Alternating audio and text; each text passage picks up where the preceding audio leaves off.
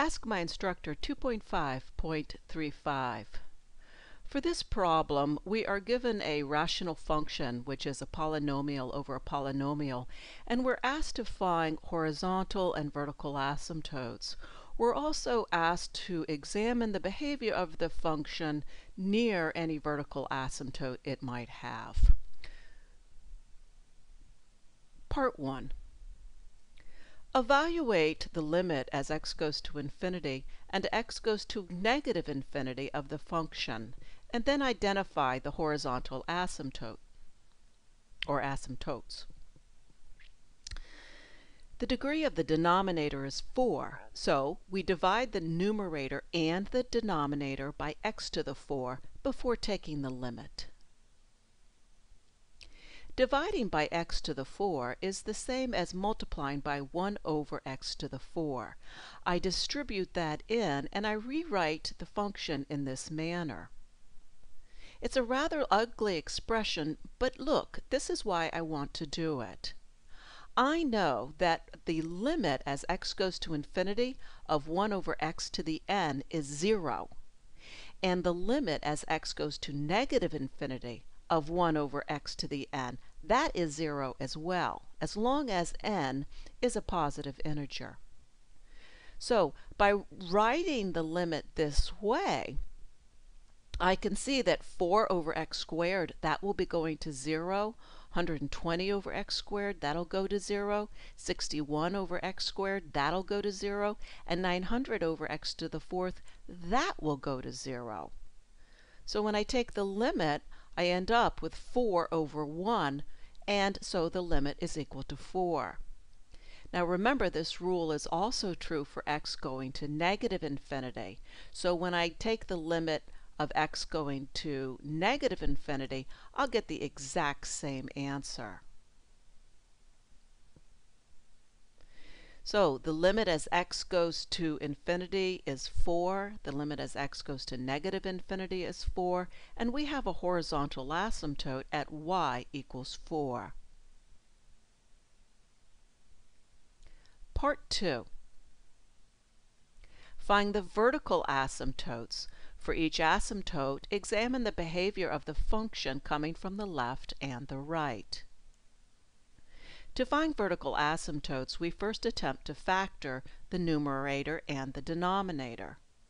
First, let's do the numerator.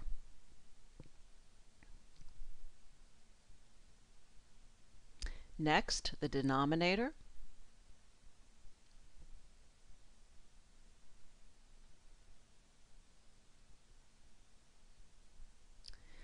Having factored the numerator and the denominator, I can rewrite it.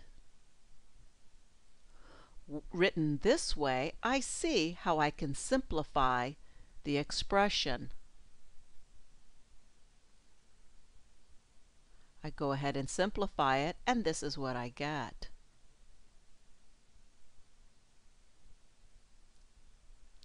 To find the vertical asymptotes, it is important to reduce the rational expression because we are looking for values of x where the denominator is 0 and the numerator is not 0.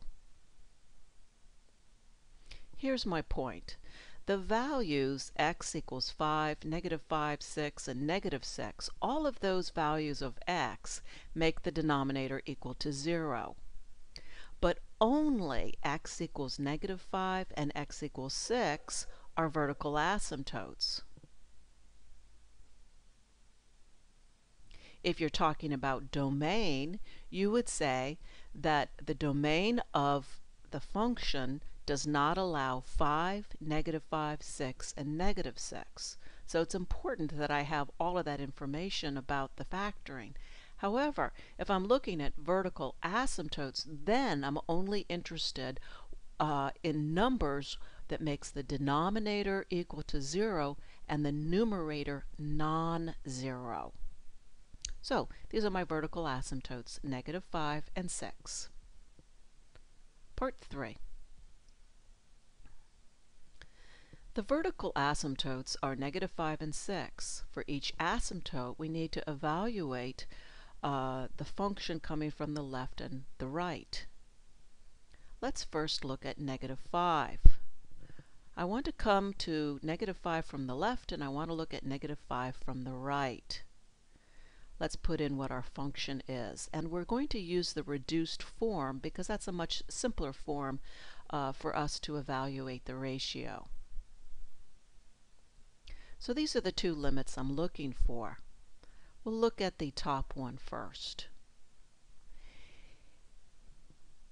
If x is approaching negative 5 from the left, that means it's more negative than negative 5.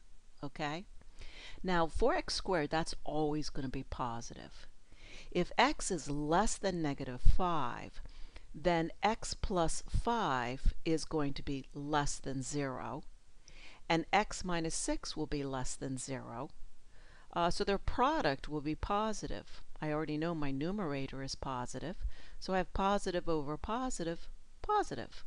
So knowing that I have a vertical asymptote, knowing that the ratio is always positive as I come from the left, well, that tells me that the limit as x approaches negative 5 from the left, the limit is equal to infinity. It grows in a positive way without bound. Now let's approach negative 5 from the right. Again, for x squared is positive.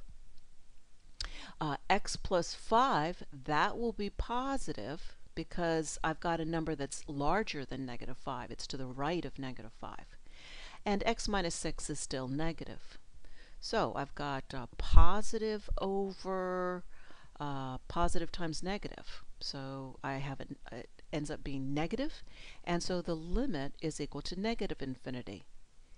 It's a function that's without bound in a negative way as we approach negative 5 from the right. All right, what about the other vertical asymptote? How about 6? We're going to do the same thing. Hopefully it'll go a little more easily for you this time. Again, we'll use the reduced form. I'm approaching 6 from the left, I'm approaching 6 from the right. And we'll do the top one first. We'll approach 6 from the left first. Approaching from the left, that means that x is less than 6 and close to 6. So x plus 5 is positive, but x minus 6 is negative. And so the ratio is negative, and the limit is negative infinity. It grows in a negative way without bound. Now let's approach from the right. If I'm approaching from the right, then x is larger than 6 and still close to 6. X plus 5 is positive. X minus 6 is positive as well. Put this together with 4x squared is positive, and we get positive over positive times positive, which is positive. And so the vertical asymptote, as we approach it from the right, the function is unbounded in a positive way. Take care and let me know if you have any questions.